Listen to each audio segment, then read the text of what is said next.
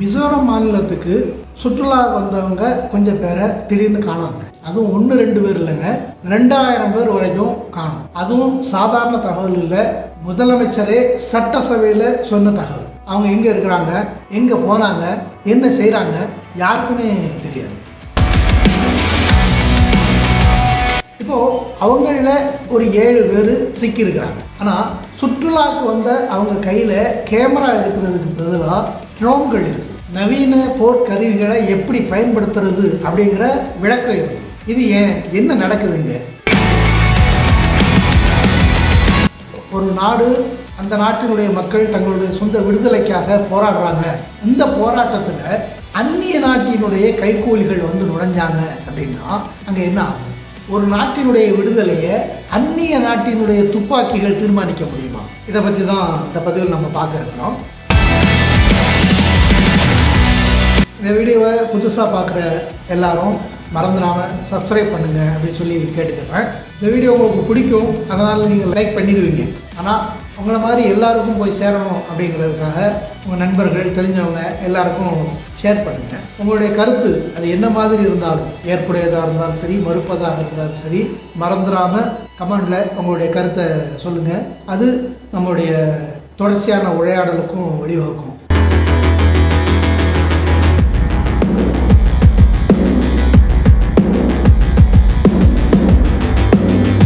Hi, எப்படி இருக்கீங்க? நல்லா இருப்பீங்கன்னு நினைக்கிறேன். மார்ச் 13ஆம் தேதி இந்தியாவுடைய 3 முக்கியமான விமான நிலையங்கள், அங்கே NIA ஒரு முக்கியமான வேட்டையை ஒன்று நடத்துது. அதில் 7 பேர் சிக்கிறாங்க. இந்த 7 பேருமே வெளிநாட்டை சேர்ந்தவங்க. 6 பேர் உக்ரைனியர்கள், ஒரு அமெரிக்கன். இவங்க எல்லாருமே சுற்றுலா விசாவை வாங்கிட்டு இந்தியாவுக்குள்ளே வந்தவங்க.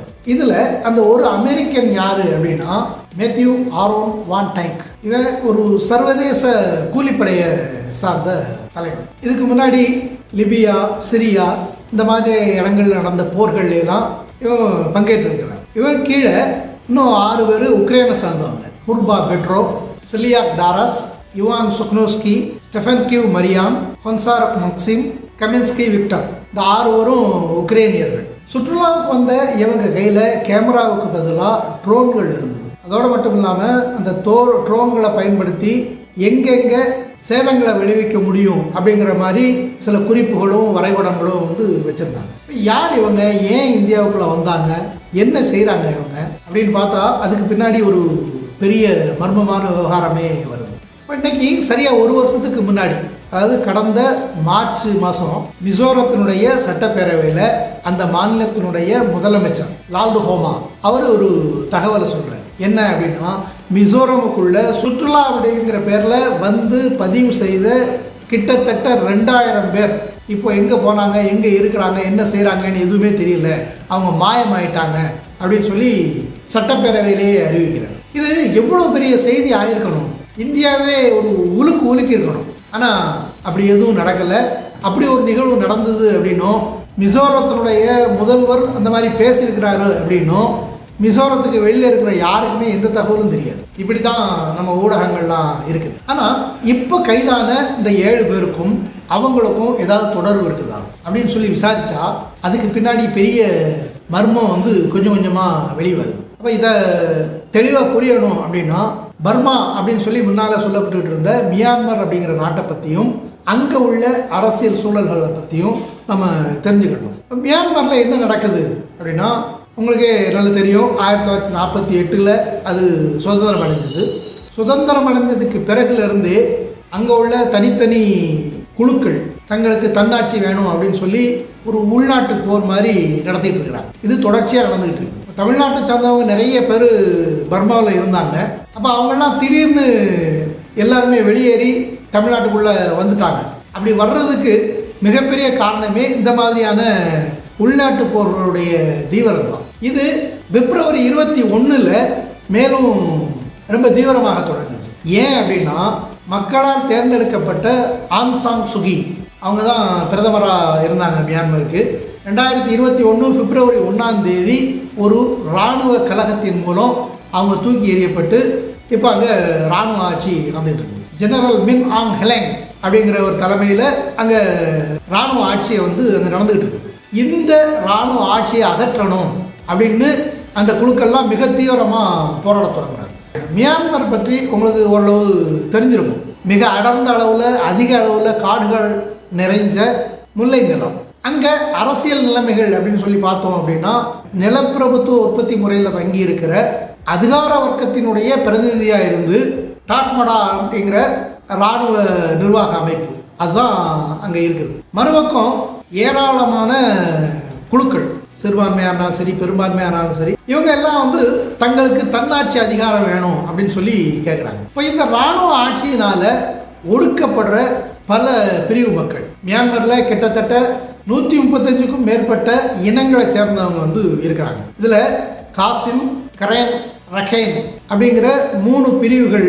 இந்த 3 பிரிவை சேர்ந்தவங்களும் மிக தீவிரமாக தன்னாட்சி அதிகாரம் கேட்டு போராடிட்டு இருக்கிறாங்க. இவங்க தங்களுக்குள்ள எத்னிக் ஆர்ம்டு ஆர்கனைசேஷன் EAO அப்படிங்கிற ஒரு ஆயுத குழுவை வச்சுக்கிட்டு இந்த இராணுவ ஆட்சிக்கு எதிராக போராடிட்டு இருக்கிறாங்க. இதே மாதிரி இராணுவ ஆட்சி பிடிக்காத பலரும் ஒரு அமைப்பாக திரண்டு அவங்களும் இந்த இராணுவ ஆட்சிக்கு எதிராக போராடிட்டு இருக்கிறாங்க. இவங்களும் பீப்புள்ஸ் டிஃபென்ஸ் ஃபோர்ஸ் PDF அப்படிங்கிற ஒரு ஆயுத குழுவை வச்சு அரசுக்கு எதிராக போராடிட்டு இருக்கிறாங்க. இப்போ இவங்க எல்லாரும் சேர்ந்து தான் தங்களுடைய வாழ்வாதாரங்களையும் வளங்களையும் சுரண்டி கொடுத்துக்கிட்டு இருக்கிற அரசுக்கு எதிராக, இராணுவ ஆட்சியாளர்களுக்கு எதிராக போராடிட்டு இருக்கிறாங்க. இப்போ இவங்களுடைய கோரிக்கை என்ன அப்படின்னா, மியான்மரில் இருக்கிற எல்லா இன மக்களும் சமமாக சம உரிமையோடு வாழக்கூடிய ஒரு கூட்டாட்சி ஜனநாயகம் வேணும் அப்படிங்கிறது தான் இவங்களுடைய ஒட்டுமொத்த கோரிக்கை. இந்த கோரிக்கைக்காகத்தான் அவங்க நீண்ட காலமாக போராடிட்டு இருக்காங்க. இந்த போராட்டம் சரியா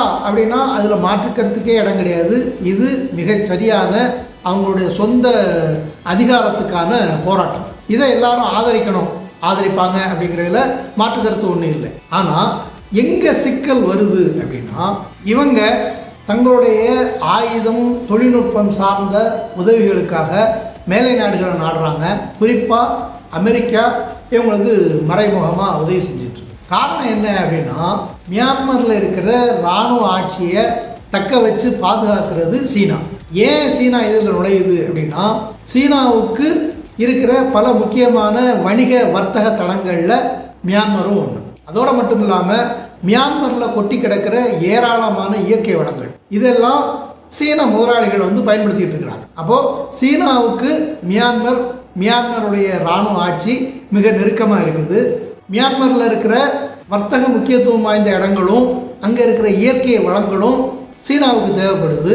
அதே நேரத்தில் தன்னுடைய இராணுவ ஆட்சியை தக்க வைக்கிறதுக்கும் அதிகாரத்தை தக்க வைக்கிறதுக்கும் சீனாவோட உதவி அதிகார வர்க்கத்துக்கு தேவைப்படுது. இப்போ இந்த இடத்துல தான் இந்த போராட்ட குழுக்களுக்கெல்லாம் உதவி செய்கிறோம் அப்படிங்கிற பேரில் அந்நிய கூலிப்படைகள் உள்ள நுழைகிறாங்க. இப்போ சொந்த நாட்டில் தங்களுக்கு மறுக்கப்படுகிற உரிமை வேணும் அப்படின்னு சொல்லி போராடுறதுல, அவங்களுடைய உரிமைகள் வென்றெடுக்கப்பட வேண்டும் அப்படிங்கிறதுல மாற்றுக்கருத்து ஒன்றும் இல்லை. ஆனால் அது அவங்களுடைய சொந்த கரங்களால் வென்றெடுக்கப்படணும். அப்போ அமெரிக்காவுடைய தலைமையில் உக்ரைனும் மற்ற ஐரோப்பிய நாடுகளில் இருக்கிற பலர் கூலிப்படைகளாக இவங்களோட உள்ள இணைகிறாங்க. அவங்க தான் ட்ரோன் மாதிரியான பல புதிய தொழில்நுட்பங்களை அந்த ஆயுத குழுக்களுக்கு இப்போ கற்பிக்கிறாங்க. அவங்களுடைய ட்ரோன்களை விற்கிறாங்க. அதன் மூலம் இந்த விடுதலையை சாதிச்சிட முடியும் அப்படின்னு சொல்லி அந்த போராட்ட குழுக்கள் நம்புது. இப்போ இந்த மாதிரி அந்நிய சக்திகளுடைய பேரளவு உதவியோட, அவங்களுடைய வழிகாட்டலோட ஒரு போராட்டக்குழு இருந்தது அப்படின்னா, அந்த போராட்டக்குழு வெற்றி பெற்றாலுமே கூட அந்த வெற்றி அப்படிங்கிறது மக்களுக்கானதாக இருக்குமா அப்படின்னா அப்படி இருக்கிற வாய்ப்பு இல்லை. அது விடுதலையாக இருக்காது. அதுக்கு பதிலாக ஒரு அடிமை தலையிலிருந்து இன்னொரு அடிமை தலைக்கு மாறுறதா தான் இது இருக்கும். தெளிவாக சொல்லணும் அப்படின்னா, இந்த மாதிரியான கூலிப்படைகள் உள்ள நுழையிறது அப்படிங்கிறது அவங்களுடைய போராட்டத்தினுடைய உண்மையை, அந்த போராட்டத்தினுடைய நியாயத்தை சீர்குலைச்சிடும் அப்படிங்கிறதும் மிகப்பெரிய உண்மை. மறுபக்கம் இந்த மாதிரியான கூலிப்படைகளுடைய வருகையும் இருப்பும் யாருக்கு ரொம்ப பெரிய அளவில் உதவுது அப்படின்னா, அந்த இராணுவ ஆட்சியாளர்களுக்கு தான் உதவுது.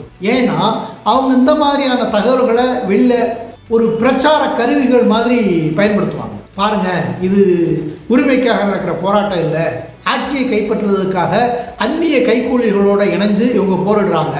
அப்போ இது உரிமை போராட்டம் இல்லை, இது ஒரு பயங்கரவாதம், இது ஒரு பிரிவினைவாதம் அப்படின்னு சொல்லி நியாயமாக போராடுறவங்களுடைய போராட்ட உரிமையை நசுக்கி அவங்கள பயங்கரவாதிகளாக சித்தரிக்கிறதுக்கு ஆளும் வர்க்கத்துக்கு இந்த கூலிப்படைகள் உதவி பண்ணுவாங்க. இதுதான் யதார்த்தத்தில் நடக்கிறது. போராட்டத்தினுடைய நியாயம் சிதைஞ்சு போகுது அப்படிங்கிறது ஒரு பக்கம்னா, இந்த மாதிரியான அந்நிய கூலிப்படைகள் உள்ள வர்றது அப்படின்னா அதுக்கு 2 நோக்கம் இருக்க முடியும். பெரிய பெரிய வல்லாதிக்க நாடுகள், இராணுவ ஆயுத உற்பத்தியாளர்கள், இவங்கெல்லாம் தாங்கள் புதுசாக கண்டுபிடிக்கிற ஆயுதங்களை பரிசோதித்து பார்க்கறதுக்கு இந்த மாதிரி பல நாடுகளில் அரசுக்கு எதிராக போராடுறவங்கள தான் கையில் வச்சுக்கிட்டு சோதித்து பார்க்குறாங்க. இந்த மாதிரியான போராடுற குழுக்கள் கொடுத்து இதை நீங்கள் சோதித்து பாருங்கள், இது உங்களுடைய போராட்டத்துக்கு வலிமை சேர்க்கும், இதை இப்படி இயக்கணும், இதை அந்த மாதிரி செய்யணும் அப்படின்னு சொல்லி தொழில்நுட்ப உதவிகளை அவங்களுக்கு கொடுத்து அவங்க மூலம் இந்த கருவிகளை ஆயுதங்களை செயல்படுத்த வச்சு இதை அவங்க சோதித்து பார்த்துக்கிறாங்க. அதோட சரியாக வந்திருக்கிற பட்சத்தில் அதனுடைய ரிசல்ட் நல்லா இருந்ததுன்னா அதை பல குழுக்களுக்கும் விற்பனை செய்கிறாங்க. அப்போ இந்த மாதிரி அரசுக்கு எதிரான குழுக்களை ஏன் இந்த மாதிரியான கூலிப்படைகள்லாம் ஆதரிக்குது, அவங்களுக்கு உதவி செய்யுது அப்படின்னா அவங்களுடைய முதன்மையான நோக்கம் தாங்கள் கண்டுபிடிக்கிற ஆயுதங்களை கருவிகளை விற்பனை செய்கிறது அப்படிங்கிறது. மறுபக்கம் அமெரிக்கா ஏற்கனவே உலக அளவில் வீழ்ந்துகிட்டு இருக்குது, அது அதிகாரத்தை இழந்துகிட்டு இருக்குது. அதுக்கு மிக பலமான போட்டியாக இருக்கிறது சீனா.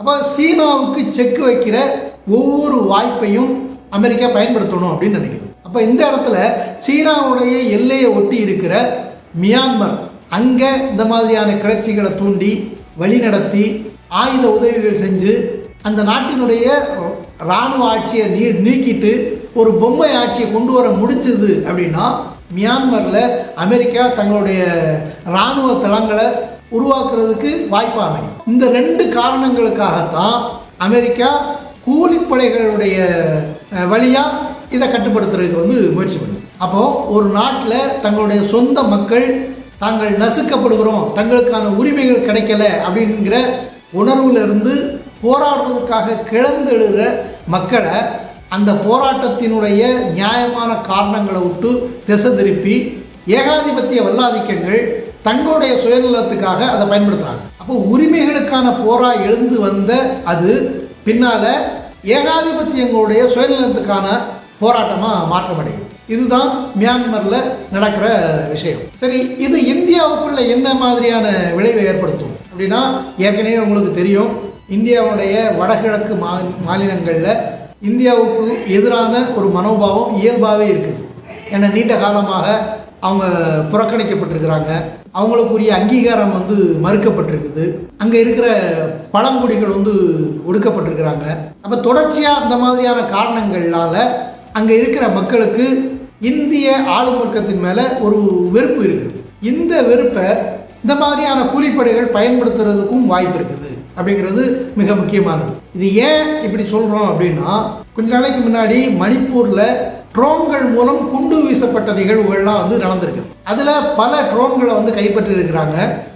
அந்த ட்ரோன்கள்லாம் எங்கேருந்து வந்தது அப்படிங்கிறதுக்கு இப்போ இந்த கைதுகள் அவங்கள்ட்ட கைப்பற்றப்பட்ட ட்ரோன்கள்லாம் விடை சொல்லியிருக்குது அப்படிங்கிறது தான் இதில் உண்மை. அப்போது இந்திய எல்லைக்குள்ளே இந்த மாதிரியான கூலிப்படைகளுடைய நடமாட்டம் அப்படிங்கிறது இந்தியாவுடைய இறையாண்மைக்கு அச்சுறுத்தல், இந்தியாவுடைய மக்களுக்கும் இதனால் நிறைய பாதிப்பு வரும். அப்போது இந்த கைது வேட்டையை தொடர்ந்து நடத்தி மக்களுக்கு எந்த சிக்கலும் இல்லாமல் பார்த்துக்கிட வேண்டியது அரசனுடைய கடமையாக இருக்குது. சரிங்க, இப்போது இந்த விவகாரங்களில் நாம் யாருக்கு ஆதரவாக நிற்கிறது, இதில் நம்முடைய நிலைப்பாடு என்ன அப்படின்னா, மறுக்கவே இல்லாமல் ஒடுக்கப்பட்ட மக்களுக்கும் அவங்களுடைய போராட்டத்துக்கும் ஆதரவாக இருக்கணும் அப்படிங்கிறத மாற்று கருத்தே இல்லை. ஆனால் அந்த போராட்டத்தை அந்நிய ஏகாதிபத்திய சக்திகள் பயன்படுத்தி திசை திருப்புது, அவங்களுடைய போராட்டத்தினுடைய சரியான உண்மையான காரணங்களை நீர்த்து போக வைக்கிது அப்படின்னா அதுவும் விடுதலை போர் அப்படிங்கிற அடிப்படையில் அதை நம்ம ஏற்றுக்கிட முடியாது. மியான்மர் மக்கள் தங்களுடைய சொந்த வலிமையின் மூலம் அரசை எதிர்த்து போராடணும், அந்த போராட்டத்தில் அவங்க வெற்றி அடையணும், அதுக்கு தேவையான உத்திகளை அவங்க வகுக்கணும் அப்படிங்கிறது தான் சரியானது. அதைத்தான் நம்ம ஏற்றுக்கிட முடியும். அப்போது நியாயமான காரணத்துக்காக போராடுற அந்த போராட்ட குழுக்கள் இந்த மாதிரியான அந்நிய கைக்கூலிகளை எல்லாம் வெளியேற்றிட்டு தங்களுடைய சொந்த ரத்தத்தால் அவங்களுடைய வெற்றியையும் விடுதலையும் சாதிப்பாங்க அப்படின்னு சொல்லி நம்புது. என்ன ஃப்ரெண்ட்ஸ், நான் சொல்கிறது சரிதானே? இது பற்றிய உங்களுடைய கருத்து என்ன அப்படிங்கிறத மறந்துடாமல் கமெண்டில் பதிவு பண்ணுங்கள். மீண்டும் அடுத்த ஒரு பதிவில் சந்திக்கும் வரை மிக்க நன்றி.